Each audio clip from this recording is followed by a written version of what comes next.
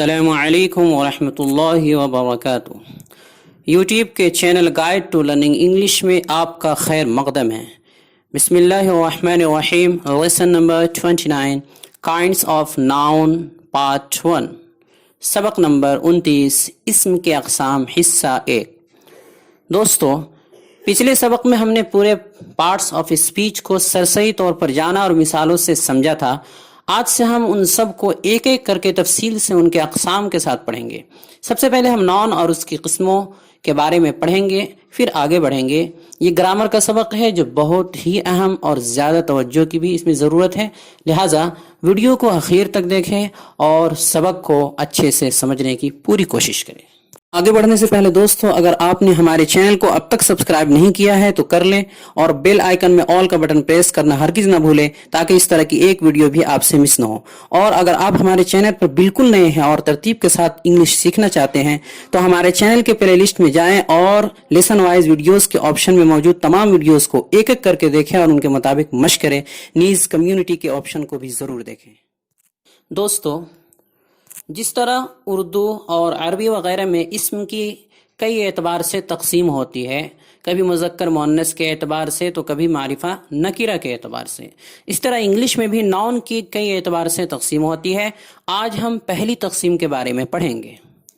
دوستو، پچھلے سبق میں ہم نے آپ کو بتایا تھا کہ ناؤن کسی بھی شخص، جگہ یا چیز کے نام کو کہتے ہیں، خواہ وہ چیز دکھنے والی ہو یا نہ دکھنے والی ہو، جاندار ہو یا غیر جاندار ہو، یا محسوسات کے قبیل سے ہو یا غیر محسوسات، یعنی جسے ہم محسوس نہیں کر سکتے ہیں۔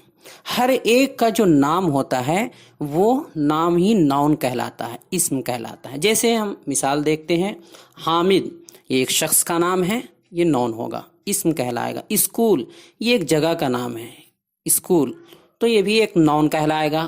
پین یہ چیز کا نام ہے، یہ بھی ایک ناؤن کہلائے گا۔ کاؤ ایک جانور کا نام ہے، یعنی جانور کو کہتے ہیں کاؤ، گائے، تو یہ بھی ایک ناؤن کہلائے گا۔ اسی طرح آرمی ایک جماعت کو کہتے ہیں جس میں فوجی وغیرہ ہوتے ہیں، آرمی، تو یہ بھی ایک ناؤن کہلائے گا۔ اسی طرح پیرٹ یہ پرندہ کا نام ہے، یہ بھی ناؤن کہلائے گا۔ آنیسٹی یہ خوبی کا نام ہے، جو خوبی ہوتی ہے اس کو آنیسٹی، ایک آنیسٹی ایک خوبی ہے، تو یہ بھی ناؤن ہے۔ اسی طرح گنگا یہ ایک دریا کا نام ہے، اس لیے بھی ناؤن ہے۔ اسم ہے ہمالیہ پہاڑ کا نام ہے، اس لیے یہ بھی ناؤن ہے۔ سنڈے ایک دن کا نام ہے، اس لیے یہ بھی ناؤن ہے۔ جنوری ایک مہینے کا نام ہے، اس لیے بھی اسم یعنی ناؤن کہلائے گا۔ اب دیکھیے کہ اس میں کچھ نام خاص ہیں، یعنی اس میں جو اب تک ناؤن ہم نے بتایا ہے، مثالیں دی، اس میں کچھ خاص ہے، کچھ عام ہے، کچھ جماعت پر بھی دلالت کرتے ہیں اور کچھ کیفیت اور حالت وغیرہ پر بھی دلالت کرتے ہیں۔ وہ سب اس میں ملے ہوئے ہیں اور گڑمڑ ہے، کچھ پتہ نہیں چل پا رہا ہے کہ کون خاص ہے کون عام ہے۔ اسی کو جاننے کے لیے ناؤن کو 5 حصوں میں تقسیم کیا جاتا ہے، بانٹا جاتا ہے۔ وہ 5 قسمیں یہ ہیں۔ Number 1 proper noun, proper noun یعنی اس میں معرفہ، جس کو ہم اس میں معرفہ کہتے ہیں۔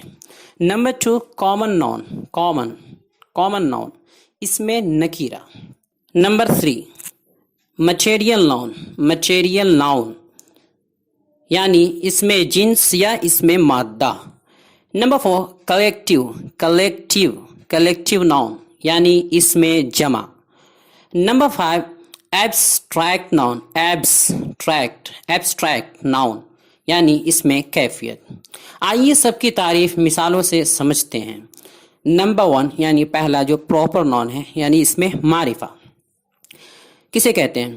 کسی خاص شخص، خاص چیز یا خاص جگہ کے نام کو پراپر ناؤن یعنی اس میں معرفہ کہتے ہیں، یعنی اس میں خاص ہونا چاہیے۔ یوں سمجھتے ہیں کہ وہ خاص نام جن کو بولتے ہی آپ کے ذہن میں صرف ایک اسی کا تصور آئے، دوسرے کا نہیں آئے۔ جیسے مثالوں سے سمجھتے ہیں۔ مثال ہے Maulana Azad was a famous leader. Maulana Azad صاحب ایک مشہور قائد تھے۔ دوسری مثال Asjad is my friend, Asjad میرا دوست ہے۔ تیسری مثال Ganga is a river, Ganga ایک ندی ہے۔ اور چوتھی مثال Delhi is the capital of India, Delhi Hindustan کا دارالحکومت ہے۔ ان مثالوں میں دیکھیے، پہلی مثال میں مولانا آزاد دوسری میں ازد، تیسری میں گنگا اور چوتھے میں دلہی۔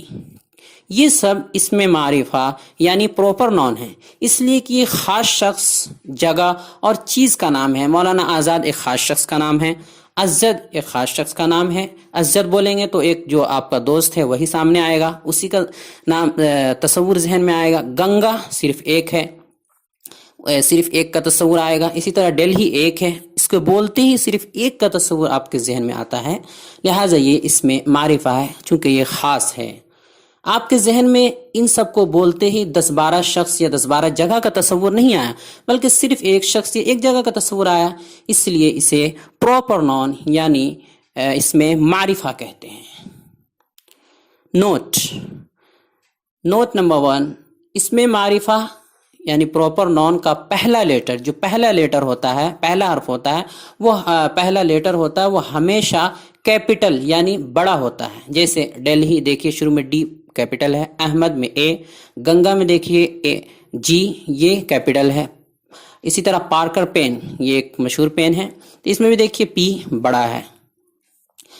نوٹ نمبر 2، اس میں معرفہ یعنی پراپر نون کی جمع یعنی پلورل نہیں بنتی، جمع نہیں آتی، پلورل نہیں بنایا جا سکتا، اس لیے کہ ایک ہی ہوتا ہے، ایک سے زیادہ نہیں ہوتا۔ جیسے آپ بولیں گے ایک کا تصور آئے گا، تو ایک ہے تو اس کی جمع نہیں بنے گی۔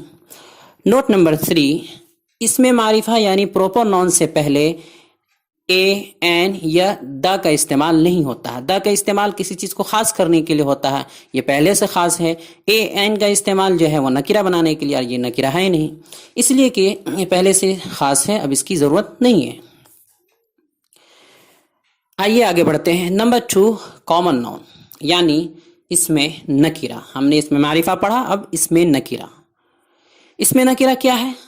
جس نون یعنی اسم سے کسی عام شخص یا عام چیز یا عام جگہ کا علم ہو۔ پہلے میں تھا کسی خاص شخص، خاص جگہ اور خاص چیز کا علم ہو، لیکن اس میں ہے کہ کسی بالکل اس کا الگ ہے کہ کسی خاص عام شخص یا عام چیز یا عام جگہ کا علم ہو جس نون سے، یعنی اسے بولتے ہی ایک سے زیادہ لوگ یا زیادہ چیز یا زیادہ جگہ کا تصور ذہن میں آ جائے آپ کے، تو اسے کامن نون یعنی اس میں نکرہ کہتے ہیں۔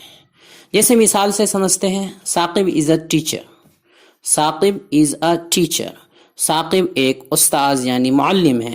اس میں دیکھیے یہ ٹیچر کا جو لفظ ہے یہ اس میں نکرہ ہے، کیوں؟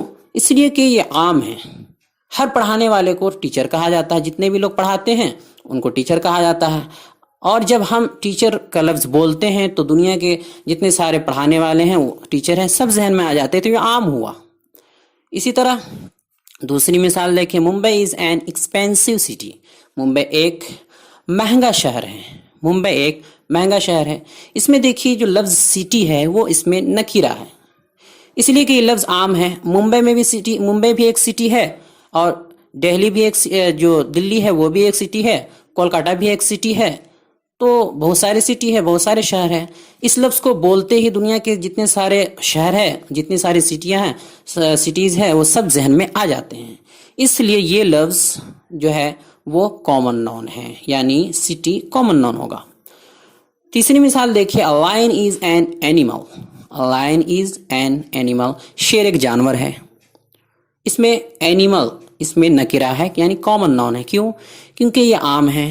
اس لفظ کو بولتے ہی جتنے جانور ہیں، جیسے گائے، بیل، بکری، کتا، بلی، چوہا وغیرہ وغیرہ، جتنے سارے جانور ہیں سب ذہن میں آ جاتے ہیں، کوئی ایک نہیں آتا بلکہ سب اس میں شامل ہو جاتے ہیں، اس لیے یہ لفظ کامن نون ہوا، یعنی اینیمل کامن نون ہوا۔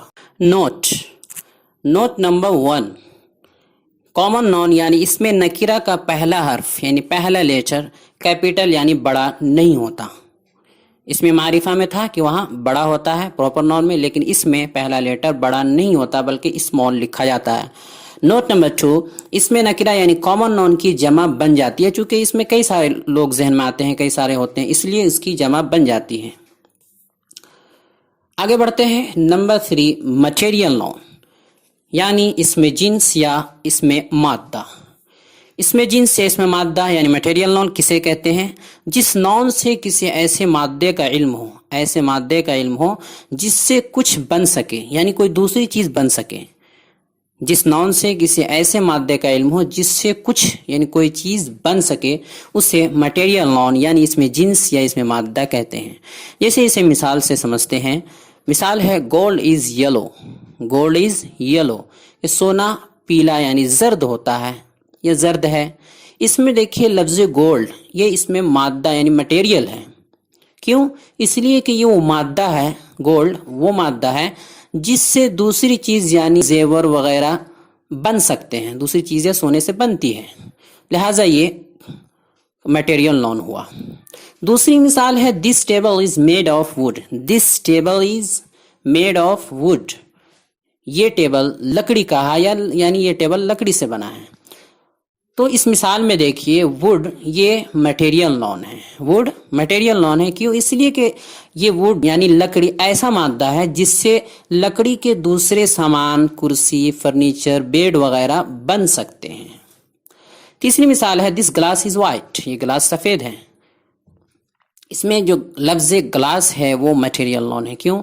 اس لیے کہ گلاس ایسا مادہ ہے جس سے شیشے کی دوسری چیزیں بھی بن سکتی ہے. شیشے سے دوسری چیزیں ایک گلاس سے دوسری چیزیں بن سکتی ہے، بن جاتی ہیں، لہٰذا یہ ایک میٹیریل ہوا.